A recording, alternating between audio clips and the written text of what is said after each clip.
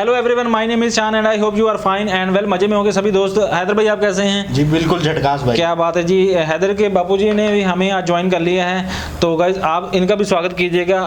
Mahabharat episode 20 और part 1। चलिए video को स्टार्ट करते हैं।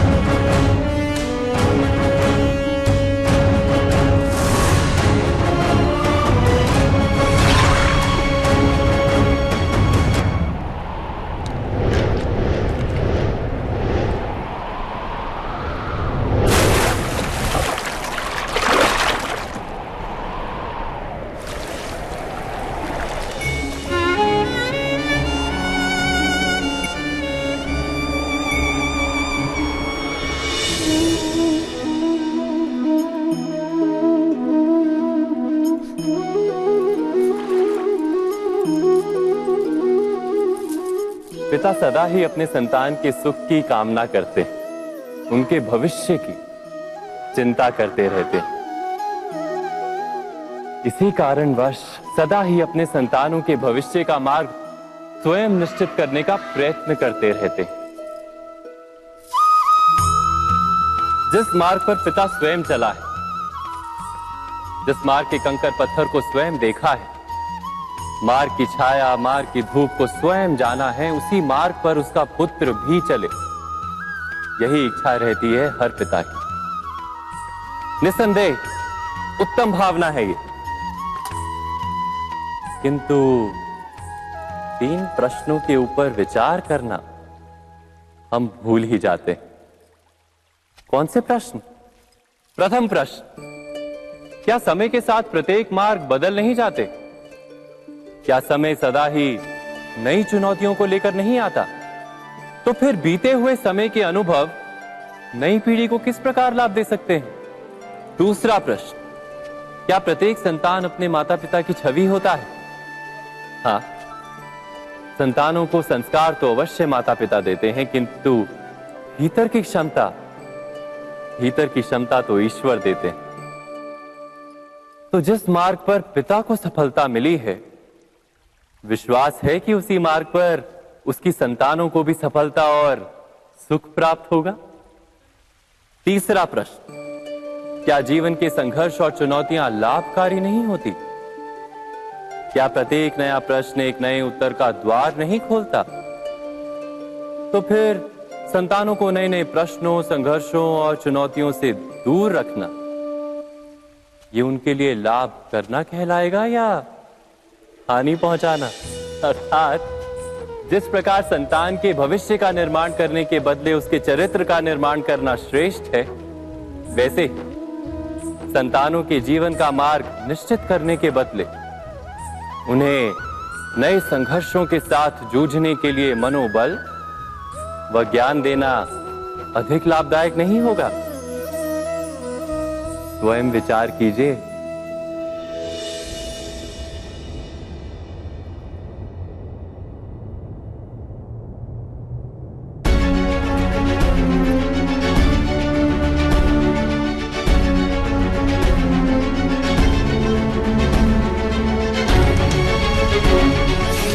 जब तक ये सूत्र आपके हाथ में बंधा है, तब तक आप अपने पति से अपने भूतकाल के बारे में कुछ भी नहीं कहेंगी।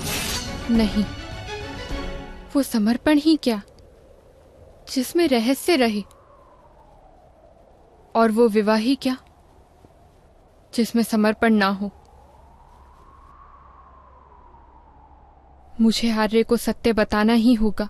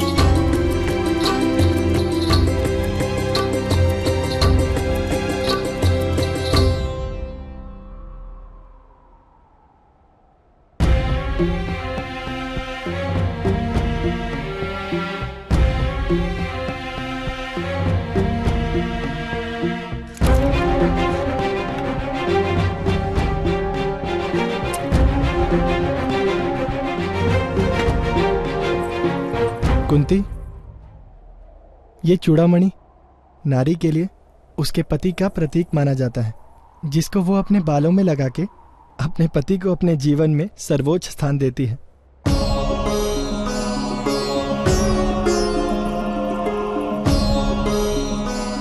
पर मुझे वो परंपरा ठीक नहीं लगती। मैं तुम्हारे बालों में चूड़ामणि की स्थापना करता हूं, हमारे प्रेम और विश्वास का प्रतीक बनाकर।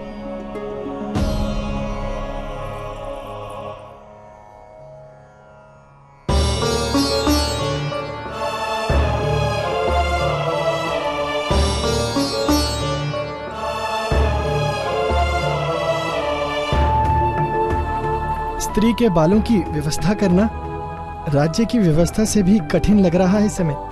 राज्य की व्यवस्था के लिए मंत्री आदि की सहायता पड़ती है महाराज।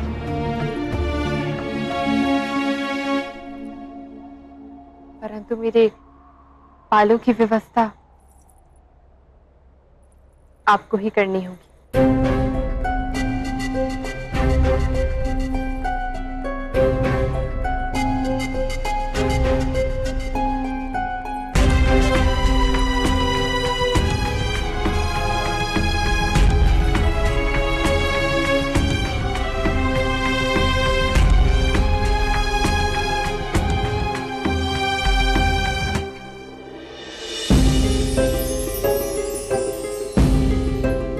एक बात कहूं कुंती,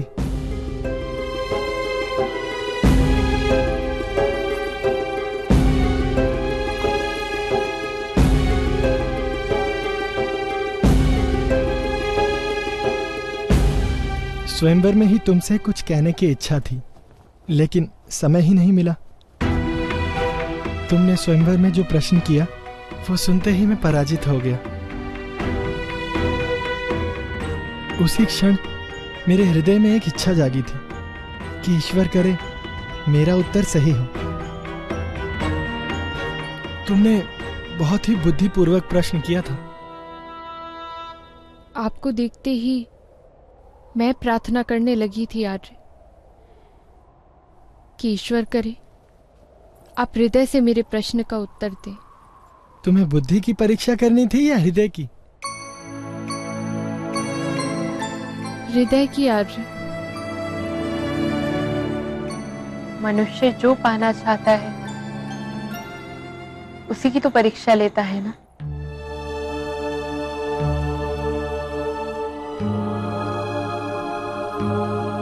तुम अद्भुत हो कुंती।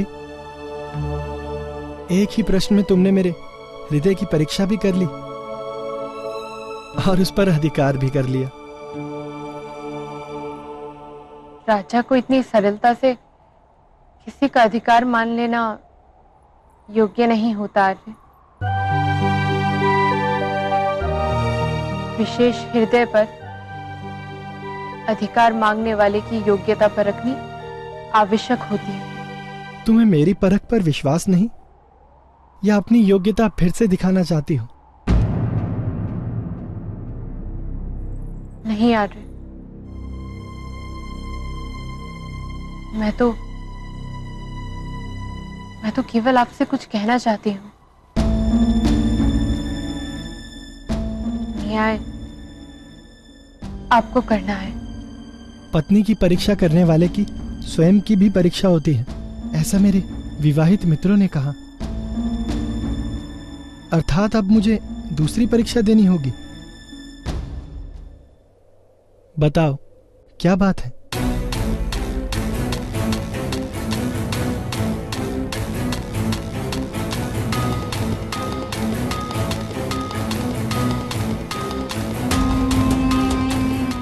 वो आर्य,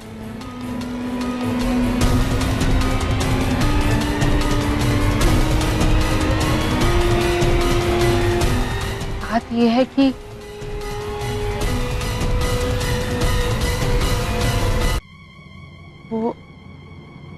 आर्य, बात यह है कि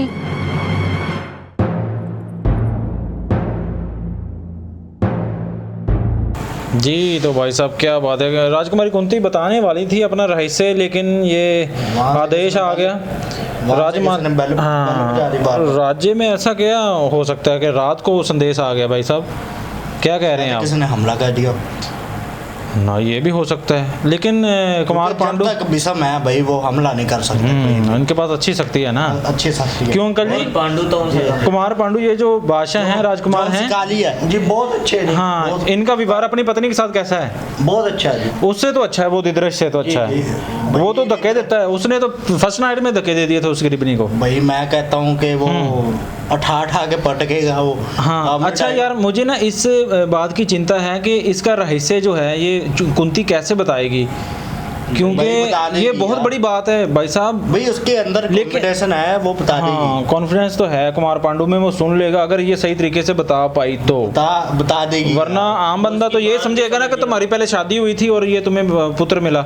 नहीं ऐसी होगा ना। नहीं, और ऊपर से अंकल जी बात ये है कि इसका जो पुत्र है ना पहले, वो इसी राज्य में है, वो कभी भी इनके साथ मिल सकता है, टाकरा हो सकता है। जी बिल्कुल मिल सकता है, क्योंकि ये फूल थे ना, वो उसकी तरफ इशारा कर रहे थे जी। उसका नाम करण है और उसके पास भी अलग शक्ति है, और उसने अपना धनुष जो है वो फेंक दिया गंगा में, तो वो उसे पता नहीं कृष्ण को मिल गया, जाके कृष्णा को। हाँ जी, कृष्णा जी को। और वो भी अच्छा ज्ञान दे रहे थे कि जो माता पिता होते हैं अपनी संतान के लिए अच्छा ही सोचते हैं और अच्छा ही करते हैं। फैसला हो चाहे भविष्य का हो, पास्ट का हो, जो भी हो, अच्छा ही सोचते हैं। तो माता पिता को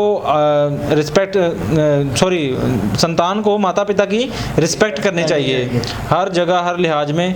तो ये बात सोचने वाली थी जिस तरह से वो कृष्ण जी ज्ञान दे रहे थे। अच्छा, आई एम वेरी इंस्पायर्ड। अच्छा, आपने बोला था वो तीर चलाएगा, पानी में चलाएगा, तो वो धनुष जी। हाँ ना, वो मेरा आइडिया गलत हो गया। मुझे ये लगा था कि वो जो पिताजी से लड़के आया घर से, ये चलाने वाला है, वो अपनी शक्ति दिखाने वाला है। नहीं, शक्ति नहीं वो दिखाता, वो पानी में फेंकने जा रहा था। चलो जी, खैर आगे देखते हैं क्या होता है। राजकुमारी कुंती का अभी वहीं अटक हो गया और उनके एक संदेश आ गया राजकुमार को। जी जी, पता नहीं वो क्या संदेश है, आगे एपिसोड में देखते हैं। So this is end video. अपना बहुत सारा ख्याल रखें, मिलते हैं नेक्स्ट वीडियो में। Take care.